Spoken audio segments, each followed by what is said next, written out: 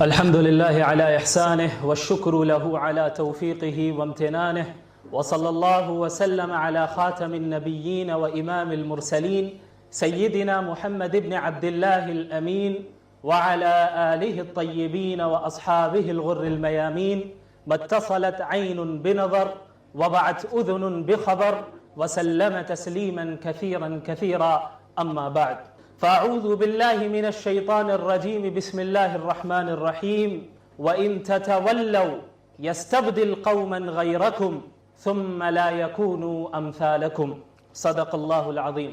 ارتداد اور اس کے اسباب۔ سب سے پہلے ضروری یہ ہے کہ ہم ارتداد کے مطلب کو سمجھیں، اپوسٹسی کے مطلب کو سمجھیں۔ ارتداد اور اپوسٹسی کا مطلب ہے کہ ایک بندے کا اپنے دین کو چھوڑ دینا۔ اب وہ بندہ اپنے دین کو چھوڑ کر چاہے کسی اور دین کو اختیار کر لے، کسی اور مذہب کو اختیار کر لے، یا یہ کہ وہ تمام مذاہب کا انکار کر کے سرے سے خدا کا ہی منکر ہو جائے، لیکن وہ اپنے اس دین کو چھوڑ کر اس دین کے دائرے سے باہر نکل جائے، اس عمل کو ارتداد کہا جاتا ہے، اور اس عمل کو کرنے والے کو مرتد کہا جاتا ہے۔ جیسا کہ مجھ سے پہلے اسپیکرز نے الحمدللہ اس بات کی وضاحت کی کہ یہ جو ارتداد کی لہر نہ یہ کہ صرف ملک ہندوستان میں بلکہ پوری دنیا میں اور خصوصاً عرب ممالک میں بڑی تیزی کے ساتھ پھیل رہی ہے، لہٰذا اس ارتداد کے نتیجے کے طور پر جو چیزیں ہمارے سامنے آ رہی ہیں، مثال کے طور پر لیو ان ریلیشن شپ کا بھی ذکر ہوا اور اس پر لمبی گفتگو ہی ماشاءاللہ، اور اس طرح جو کئی ایسے مسائل ہیں جو ہم دیکھ رہے ہیں کہ مسلمان اپنے دین کو ترک کر رہے ہیں، چاہے وہ مسئلہ حجاب کا مسئلہ ہو، وہ مسئلہ اسلامی وضع قطع کا ہو، وہ مسئلہ نماز کا ہو، روزے کا ہو، زکوٰۃ کا ہو، یا وہ مسئلہ اسلامک سسٹم کا ہو، وہ مسئلہ اسلامک شریعہ لا کا ہو، کسی کا بھی وہ مسئلہ ہو، ہم یہ دیکھ رہے ہیں کہ آئے دن ایسے افراد نظر آتے ہیں جو بظاہر دکھنے میں مسلمان ہیں اور جن کا دعویٰ یہ ہے کہ وہ مسلمان ہیں، لیکن وہی مسلمان شخص اسلام کے خلاف بول رہا ہے۔ یہ کیوں ہو رہا ہے؟ اس کی وجہ ظاہر ہے یہ ارتداد ہے، لیکن اس ارتداد کی وجہ کیا ہے، اس کا سبب کیا ہے، اصل اس پر گفتگو ہونے کی ضرورت ہے۔ لیو ان ریلیشن شپ کا مسئلہ ہو، حجاب کو ترک کرنے کا مسئلہ ہو، یہ ساری چیزیں اسباب نہیں ہیں، یہ نتائج ہیں، لہٰذا نتائج سے زیادہ اسباب پر گفتگو ہونے کی ضرورت ہے کہ ہم اس کے پیچھے جو اسباب ہیں ان کو سمجھیں کہ وہ اسباب کیوں ہیں اور کیا وجہ ہے کہ لوگ اس طرف مائل ہو رہے ہیں۔ لیکن اس پر گفتگو کرنے سے پہلے میں ایک چیز کی وضاحت کرنا چاہوں گا کہ ابھی میں نے ایک آیت آپ کے سامنے پڑھی۔ اللہ رب العالمین قرآن کریم میں فرماتا ہے کہ وَإِن تَتَوَلَّوْا يَسْتَبْدِلْ قَوْمًا غَيْرَكُمْ ثُمَّ لَا يَكُونُوا أَمْثَالَكُمْ، کہ دیکھو اگر تم اس دین سے پھر گئے، یہ مسلمانوں سے خطاب ہو رہا ہے، وَإِن تَتَوَلَّوْا، اگر تم مرتد ہو گئے، تم نے اس دین اسلام کو ترک کر دیا، تو یہ نہ سمجھنا کہ تم اسلام کو کچھ نقصان پہنچا رہے ہو، یہ نہ سمجھنا کہ تم اللہ کا کوئی نقصان کر رہے ہو، یہ نہ سمجھنا کہ تم رسول اللہ کا کوئی نقصان کر رہے ہو، اور نہ ہی یہ سمجھنا کہ تم دیگر مسلمانوں کا کوئی نقصان کر رہے ہو۔ اللہ فرما رہے ہیں وَإِن تَتَوَلَّوْا، اگر تم اس دین سے پھر گئے، يَسْتَبْدِلْ قَوْمًا غَيْرَكُمْ، اللہ تمہیں ہٹا کر دوسری قوم کو کھڑا کر دے گا جو اللہ کے ماننے والے ہوں گے، وہ ایسے لوگ ہوں گے جو اللہ کی اطاعت کریں گے، وہ ایسے لوگ ہوں گے جو باطل طاقتوں پر اللہ کے دین کو ترجیح دیں گے اور معاشرے کے نظریات پر اللہ کے دین اور رسول اللہ کی سنت کو ترجیح دیں گے، اور ایسا ہی ہو رہا ہے۔ آج جو ارتداد کی لہر بھی بڑی تیزی کے ساتھ ہے، یہ پیو ریسرچ سینٹر کی رپورٹ ہے کہ ہر سال تقریباً 1 لاکھ کے قریب مسلمان اسلام کو ترک کر رہے ہیں۔ کتنے؟ 1 لاکھ، اور یہ تعداد کم ہے، یہ وہ تعداد ہے جو رجسٹر جن کے متعلق کر دیا گیا کہ فلاں نے مذہب کو بدلا یا فلاں مسلم سے ایتھسٹ ہو گیا، ملحد ہو گیا۔ باقی ایسی ایک بڑی تعداد ہے جن کو لوگ جانتے بھی نہیں کہ شاید یہ مرتد ہو چکے ہیں، لیکن حقیقت میں وہ مرتد ہے۔ تو ایک طرف جہاں یہ ارتداد کی لہر ہے، دوسری طرف ہم یہ دیکھ رہے ہیں، وہی پیو ریسرچ سینٹر کی رپورٹ بتا رہی ہے کہ جتنی بڑی تعداد میں مسلمان اسلام کو چھوڑ رہے ہیں، اتنی ہی بلکہ اس سے زیادہ بڑی تعداد میں غیر مسلمین اسلام میں داخل ہو رہے ہیں، اور اس طرح داخل ہو رہے ہیں کہ وہ صرف میرے اور آپ کی طرح نام کے مسلمان نہیں ہیں۔ اگر آپ ان کے اعمال کو دیکھیں گے، ان کے ایمان، ان کے توکل کو دیکھیں گے، جو نیو مسلمز ہو رہے ہیں، آپ تعجب میں پڑ جائیں گے, حیرت میں پڑ جائیں گے. اللہ نے یہی فرمایا کہ دیکھو اگر تم پھر جاؤ گے اللہ دوسروں کو کھڑا کر دے گا. تو اسلام کو اس ارتداد سے کوئی نقصان نہیں پہنچ رہا ہے, لیکن اس پروگرام کو کرنے کا مقصد کیا ہے؟ اسلام کو تو نقصان نہیں پہنچ رہا ہے, لیکن ہمیں اور آپ کو نقصان ضرور پہنچے گا کہ ایمان جو ہے یہ جنت میں دخول کے لیے شرط ہے. اس کے بغیر کوئی جنت میں داخل ہو ہی نہیں سکتا. اگر کوئی ایمان سے ہاتھ دھو بیٹھا ہے, دنیا جتنی بھی دنیا کما لے, قیامت کے دن وہ جنت میں داخل نہیں ہو سکتا. لہٰذا ہمارا کوئی مسلمان بھائی یا ہماری کوئی مسلمان بہن شکوک اور شبہات کی وجہ سے, ڈاؤٹس کی وجہ سے اگر اسلام سے دور ہو رہی ہے تو وہ اپنا نقصان کر رہی ہے. کوئی بندہ اسلام سے دور ہو رہا ہے تو وہ اپنا نقصان کر رہا ہے. تو اب ہم بات کرنا چاہیں گے کہ اس ارتداد کے اسباب کیا ہے, کیا وجہ ہے. تو اگر ہم بنیادی طور پر دیکھیں تو اس کے 3-4 اسباب آپ کو نظر آئیں گے, جن میں سب سے پہلا سبب ویسٹرن آئیڈیولوجیز کو اختیار کر لینا ہے. اور ویسٹرن آئیڈیولوجیز سے مراد سب سے پہلے لبرلزم ہے. لبرلزم کو صحیح سمجھ لینا, اسے اختیار کر لینا, اس نظریے سے انفلوئنسڈ ہو جانا. اس کا نتیجہ یہ نکل رہا ہے کہ ہم اسلامی احکامات کو برحق نہیں سمجھ رہے. کتنے مسلمانوں کو آپ نے دیکھا ہوگا جو اسلام کے ساتھ وہی معاملہ کرتے ہیں جو عام مذاہب کے ساتھ کیا جاتا ہے. یعنی اسلام کو اسی لائن میں کھڑا کر دیتے ہیں جس لائن میں دیگر عام مذاہب کھڑے ہیں. ان کے نزدیک آپ کو اس طرح کا فریڈم حاصل ہے کہ آپ چاہے ہندوازم اختیار کر لیں, چاہے کرسچینٹی اختیار کر لیں, چاہے اسلام اختیار کر لیں, یہاں تک کہ آپ ملحد اور مرتد ہو کر خدا کے ہی منکر کیوں نہ بن جائے, اس سے کوئی فرق نہیں پڑتا. اگر آپ کو یہ کرنا ہے تو یہ کرنا ہے, یہ بھی صحیح ہے, وہ کرنا ہے تو وہ بھی صحیح ہے, یہ بھی صحیح ہے, وہ بھی صحیح ہے.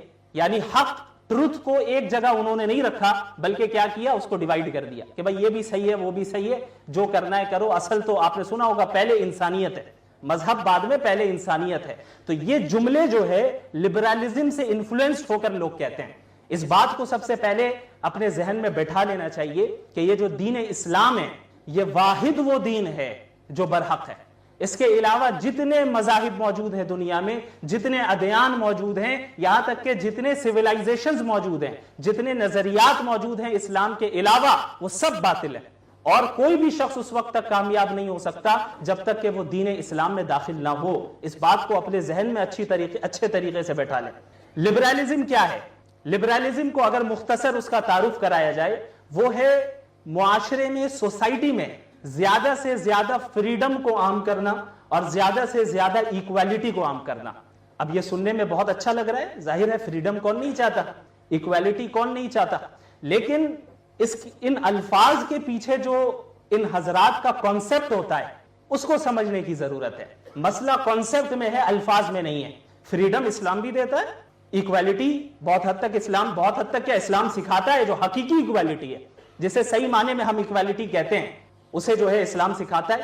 لیکن مسئلہ یہ ہے کہ جب ہم ان الفاظ کو استعمال کرتے ہیں کہ معاشرے میں ہر فرد کو انڈیویجول فریڈم ملنا چاہیے, معاشرے میں ہر فرد کے ساتھ جو ہے ہر اعتبار سے ہر چیز میں ایکویلٹی ہونی چاہیے, تو اس کانسیپٹ کو سمجھنے کی ضرورت کہ پرابلم اصل میں کہاں ہے. یہ جو انڈیویجول فریڈم کا نعرہ لگاتے ہیں, اس پر جو پچھلا پروگرام ہوا تھا اس پہ تفصیل سے گفتگو ہوئی تھی, اتنی ڈیٹیل میں نہیں جاؤں گا, لیکن مختصراً میں اس کو بیان کر دوں کہ یہ جو لبرلزم کی ابتدا ہوئی ہے یہ ریاکشن کے طور پہ ہوئی ہے کہ ویسٹرن کنٹریز میں مذہب والوں کی حکومت تھی, اور مذہب والوں سے مراد کرسچینٹی کی حکومت تھی, اور وہاں کرسچنز کے جو پریسٹ تھے, پادری تھے, اور جو ان کے آپ کہہ لیں اسکالرز تھے بائبل کے, انہوں نے پورے معاشرے میں ویسٹرن کنٹریز میں اور جہاں بھی ان کی حکومت تھی وہاں پر لوگوں پر بہت ظلم کیا, اور ایسی چیزوں میں بھی انہیں پابند کر دیا جو کہ صحیح معنی میں انسانی حقوق کے خلاف ہیں. اس طرح کی پابندیاں ان پر لگائی گئی, اس طرح ان پر ظلم و زیادتی کی گئی کہ جنہیں وہ ڈارک ایجز کہہ کر پکارتے ہیں.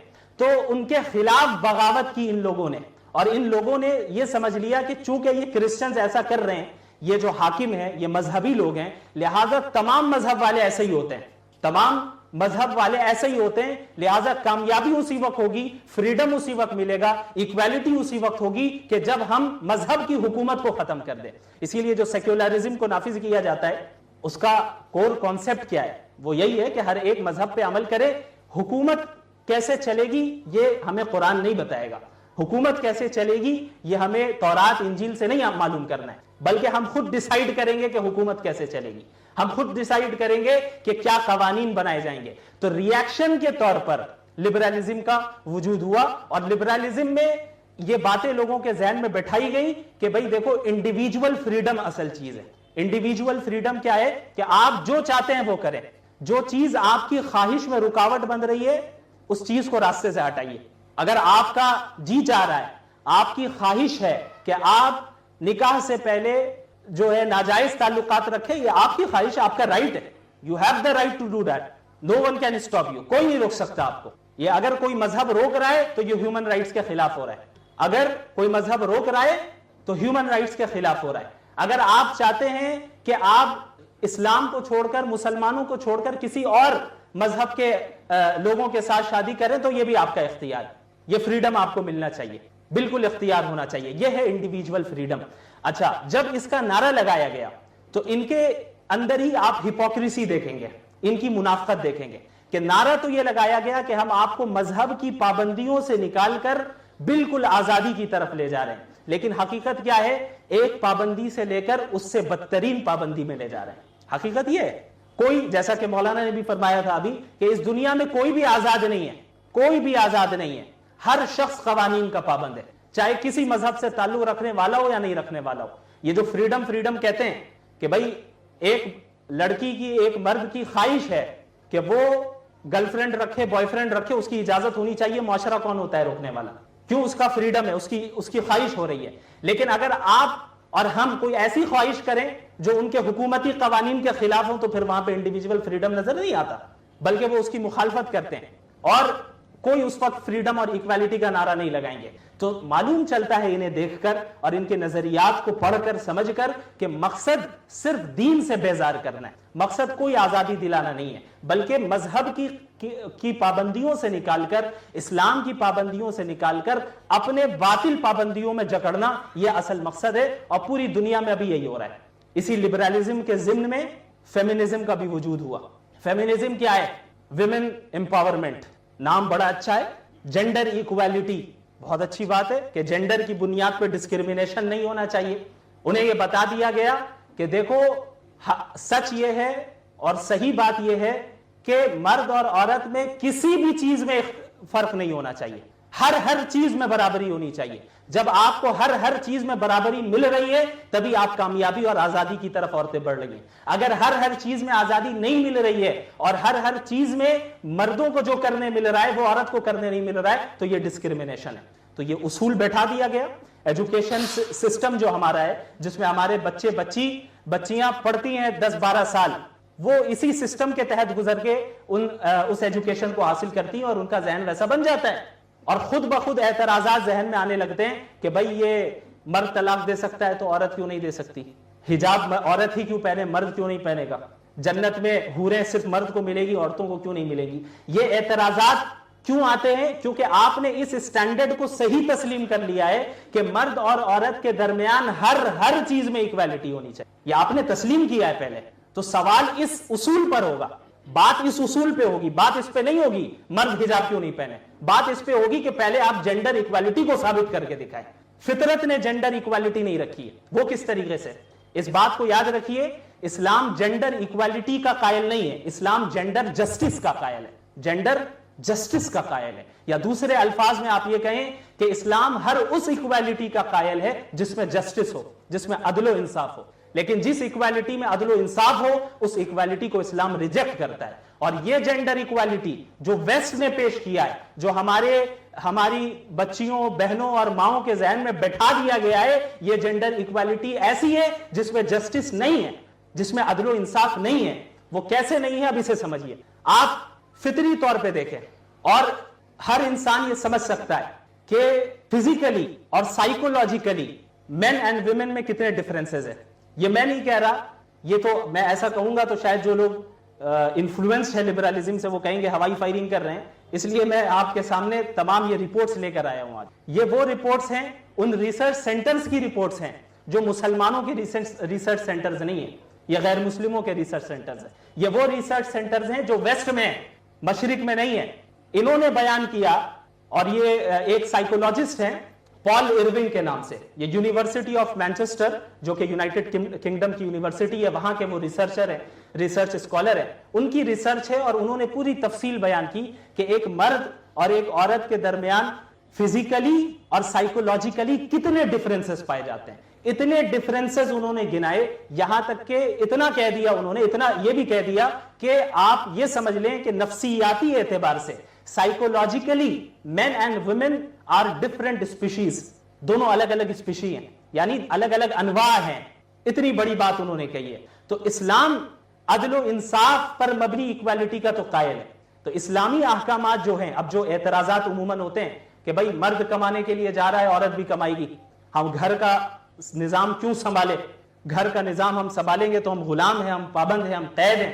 آزادی اس وقت ہوگی کہ جب ہم باہر جائیں گے، اسی وقت ہم آزاد ہو سکتے ہیں. یہ ہمیں دبایا جا رہا ہے، ہم پر ظلم کیا جا رہا ہے. اس طرح کی باتیں خود بخود ان اصولوں کے تحت ان کے ذہن میں آتی گئی. تو اب اسلامی احکامات کو اگر اب ہم دیکھیں تو ہمیں پتہ چلتا ہے کہ مرد اور خواتین، جو مرد ہیں اور عورتیں ہیں، بندے ہونے کی حیثیت سے اللہ کے نزدیک ایکول ہے، برابر ہے. کسی بھی مرد کو کسی بھی عورت پر مرد ہونے کی وجہ سے فضیلت حاصل نہیں ہے. کسی بھی عورت کو کسی بھی مرد پر عورت ہونے کی وجہ سے فضیلت حاصل نہیں ہے، بلکہ جو فضیلت اللہ کے نزدیک ہوگی وہ ایمان، تقوی اور اعمال صالحہ کی بنیاد پہ ہوگی. کتنی عورتیں ایسی ہوں گی جو مردوں سے بہت آگے ہوں گی جنت میں، وہ بھی بھائی وہ ساری نعمتیں انہیں ملنی ہیں جن کا ذکر اللہ رب العالمین نے مردوں کے لیے کیا گیا ہے، سوائے وہ چیزیں جو انسانی فطرت کے خلاف ہو وہ نہیں. اس کے علاوہ باقی ساری نعمتیں ملیں گی. جو جنت میں نعمتیں مردوں کو ملنی ہیں ان کو بھی ملنی ہے، اس میں کوئی فرق نہیں ہے. لیکن مسئلہ آتا ہے کہ اس دنیا میں زندگی کیسے گزارنی ہے. اس دنیا میں زندگی ہمیں اس زندگی میں ہمارا رول کیا ہوگا، ہمارا دائرہ کار کیا ہوگا. تو جب ذمہ داری دینے کا مسئلہ آیا تو اللہ رب العالمین نے، اسلام نے عورتوں کا دائرہ کار الگ رکھا، مردوں کا دائرہ کار الگ رکھا. اس کی وجہ یہ سائیکولوجیکل اور فزیکل ڈفرنسز ہے کہ اگر وہی کام عورتوں کو بھی دیا جائے جو مرد کر رہے ہیں، آپ خود سوچ کر دیکھیں کہ ان کا نعرہ ظاہری طور پہ یہ ہے کہ ہر وہ کام جو مرد کر رہے ہیں وہ عورت کرے گی. تو بعض چیزیں ایسی ہیں جو نیچرلی عورت ہی کر سکتی ہے. ولادت کا مسئلہ ہو وہ عورت ہی کر سکتی ہے. بچوں کو فیڈ کرنے کا مسئلہ ہو یہ عورت ہی کر سکتی ہے، مرد تو نہیں کر سکتا. قدرت نے، نیچر نے، اللہ نے نیچر کو بنایا ہی ایسا ہے کہ فزیکلی، ایموشنلی، سائیکولوجیکلی دونوں کے درمیان ڈفرنسز پائے جاتے ہیں. اب آپ دیکھیں یہ جو جینڈر ایکویلٹی کے نام پر ان کے یہاں جو بہروی آئی ہے کہ جو ویسٹرن سوسائٹی کو آپ دیکھیں گے تو آپ کو معلوم ہوگا کہ ان کی عورتیں بھی ظاہر ہے باہر جاتی ہیں، کماتی ہیں، یہ بھی جاتے ہیں کماتے ہیں. حجاب نہیں پہنیں گے یہ تو ظلم ہے، حجاب نہیں پہنیں گے. تو اب اس کا نتیجہ کیا نکل رہا ہے ویسٹرن کنٹریز میں، اس کو سمجھنے کی ضرورت ہے کہ ہم جو کہتے ہیں ویسٹ اتنا ترقی کر رہا ہے، مغرب کی بڑی ترقی ہو رہی ہے، کوئی ترقی نہیں ہو رہی ہے. ان کی کیا ترقی ہو رہی ہے یہ ابھی بتاتا ہوں میں. یورپین کنٹریز میں 40% بچے ایسے جن کی ولادت ہو رہی ہے، 40% ایسے ہیں جو آؤٹ سائڈ میرج پیدا ہو رہے ہیں، نکاح کیے بغیر لیو ان ریلیشن شپ میں رہ کر بچے پیدا ہو رہے ہیں. جتنی بھی ولادت ہو رہی ہے اس کا 40%، یہ معمولی تعداد نہیں ہے، 40%. اچھا اب ایک لبرل یہ کہہ سکتا ہے کہ بھائی اس پہ کیا حرج ہے، ان کی مرضی ہے، وہ چاہیں وہ پیدا کریں. اب کیا حرج ہے یہ اب آگے پتہ چلے گا. اب یہ جو 40% بچے پیدا ہو رہے ہیں ان میں 80% کیسز میں ایسا ہوتا ہے کہ جو عورتیں ہوتی ہیں وہی اکیلے تربیت کرتی ہیں. 80% کیسز میں مرد چھوڑ کر چلا جاتا ہے. اور یہ رپورٹ بتا رہی ہے کہ یو ایس اے میں، صرف یو ایس اے میں، باقی دیگر کنٹریز کی بات نہیں کر رہا، صرف یو ایس اے میں ہر 4 بچے میں سے ایک بچہ ایسا ہوتا ہے جس کی تربیت صرف ایک ماں کر رہی ہو. باپ چھوڑ کے جا چکا ہے، شادی تو کی نہیں، نکاح کا تو کوئی وعدہ کیا نہیں تھا، انڈیویجول فریڈم ہے، صرف سیکشول ڈیزائر کو پورا کرنا تھا. اب جب بچے پیدا ہوئے تو وہ چھوڑ کر چلا گیا، ہم کیوں لے کر جائیں؟ تمہیں ایکویلٹی چاہیے، اب کماؤ اور کرو، تم پرورش بھی تم ہی کرو. اس کے علاوہ آپ ایسے دیکھیں گے کہ 80% جو میں نے بتایا کہ جو عورتیں ہیں جو اکیلے تربیت کر رہی ہیں ان میں سے 27 to 28% عورتیں ایسی ہیں جو مینٹلی جو ہے بیماریوں کا شکار ہو جاتی ہیں، مینٹل ڈسیبلٹی کا شکار ہو جاتی ہیں. اب آپ خود سوچیں، ایک عورت جس سے وہ کام بھی کروایا جا رہا ہے جو صرف عورتوں کا ہے، اور وہ کام بھی ایکویلٹی کے نام پہ کروایا جا رہا ہے جو مردوں کا ہے، کہ تمہیں پیدا بھی تمہیں ہی کرنا ہے، رضاعت بھی تمہیں ہی کرنا ہے، اور پھر اس کی تربیت اور اس کی پرورش بھی تمہیں ہی کرنا ہے, اور کامیاب تو اسی وقت ہوگی جب باہر نکل کے کماؤ گی. جاؤ باہر نکلو, کما کے بھی لے کے آؤ. تو یہ کیا عدل و انصاف ہے؟ یہ کیسی ایکویلٹی ہے؟ سوال ہے کہ یہ کیسی ایکویلٹی ہے؟ اور یہ صرف ماؤں تک ہی محدود نہیں ہے. وہ 40% جو بچے پیدا ہو رہے ہیں جن کا کوئی باپ نہیں ہے, ان کے متعلق سائیکولوجیکل رپورٹس یہ بیان کر رہی ہیں کہ وہ بھی مینٹلی جو ہے ڈسیبل ہو جاتے ہیں.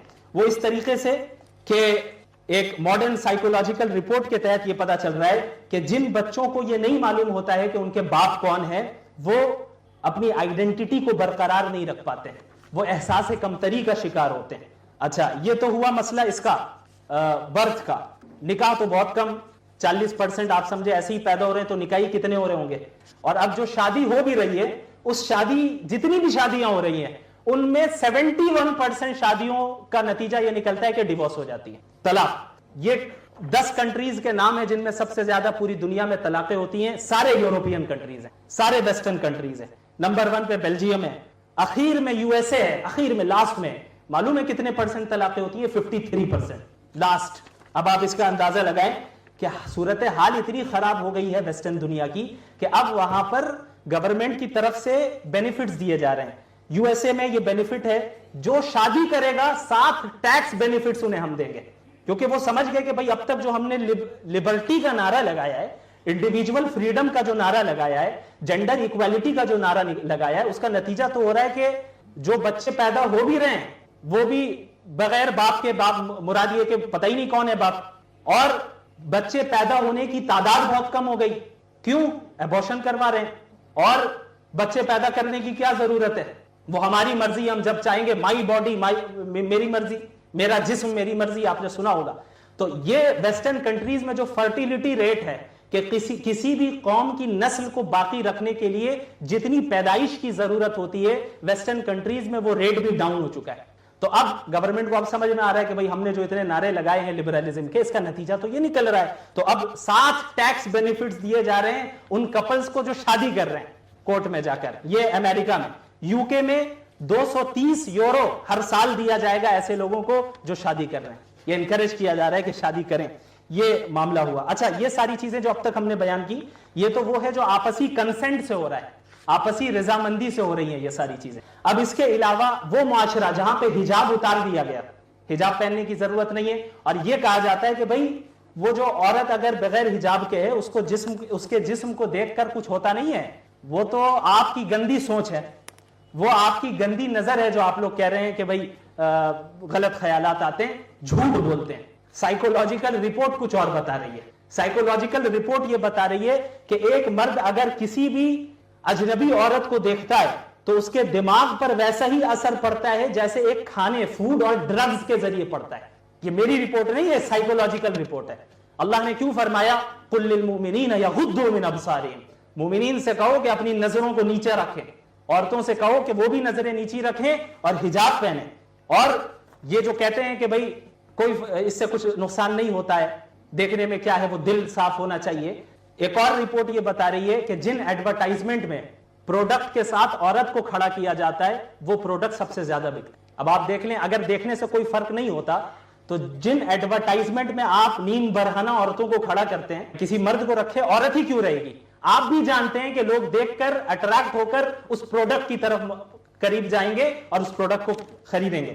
تو یہ کہنا کہ حجاب سے جو ہے یہ ظلم ہو رہا ہے اور حجاب ہٹانے سے فائدہ ہے. اچھا, اب یہ جب حجاب ہٹا ان کے معاشرے سے, انہوں نے نظروں کی پابندیاں ہٹا دی, اسلام کی پابندیاں, دین کی پابندیاں ہٹا دی, تو اب ایسا نہیں ہے کہ یہ جو میں نے برائیاں بیان کی ہیں تو ابھی صرف کنسنٹ والے معاملات کے, رضامندی والے معاملات کے. اب معاملات آتے ہیں کرائمز کے, ریپ کیسز سب سے زیادہ پوری دنیا میں کہیں ہیں وہ یو ایس اے میں, جہاں جانے کے لیے ہم دعائیں کرتے ہیں تہجد میں بیٹے کا ویزا لگ جائے, وہاں پر سب سے زیادہ ریپ کیسز ہے. ویسٹرن کنٹریز یا آپ کے سامنے موجود ہے, انڈیا بھی ماشاءاللہ تیسرے ہی نمبر پہ, زیادہ پیچھے نہیں رہتے ہم لوگ.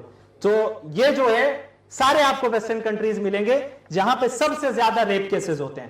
وہ عورتیں جن کو یہ کہا گیا حجاب اتارو تبھی تمہاری ڈگنیٹی ظاہر ہوگی, یعنی تبھی تمہیں ڈگنیٹی حاصل ہوگی, تبھی تمہیں فریڈم حاصل ہوگا, انہیں باہر لایا گیا کماؤ تاکہ مین کے ساتھ کمپیٹ کرو. اسلام نے کیا کیا ہے, مرد اور عورت کو مقابلہ نہیں کروایا آپس میں, بلکہ یہ بتایا کہ ایک گاڑی کے دونوں پہیے ہیں, ایک مرد ایک عورت ہے, دونوں مل کر معاشرہ چلائیں گے. انہوں نے کیا کیا ہے, مردوں اور عورتوں کے درمیان کمپٹیشن کروایا ہے ہر چیز میں, کہ مرد اگر ادھر 50% ہے یا 55% ہے, تمہیں بھی اسی لیول پہ آنا ہے, برابر کرنا ہے, 50-50 کرواؤ. کمپٹیشن کرایا جا رہا ہے. یو کے میں سب سے زیادہ, یو ایس اے, یو کے, برازیل, فرانس, میکسیکو, انڈیا, یہ وہ کنٹریز ہے جہاں پہ سب سے زیادہ ریپ کیسز ہوتے ہیں. اس کے علاوہ آپ عرب ممالک کو دیکھ لیں. میں یہ نہیں کہہ رہا کہ کوئی عرب کنٹری اس وقت صحیح معنی میں 100% کسی نے اسلامی حکومت نافذ کر دیا ہے, جتنا بھی کیا ہے اسی کے فائدے دیکھ لیں. عرب کنٹریز میں آ جائیں, رپورٹ یہ بتا رہی ہے کہ سعودی عربیہ میں کرائم ریٹ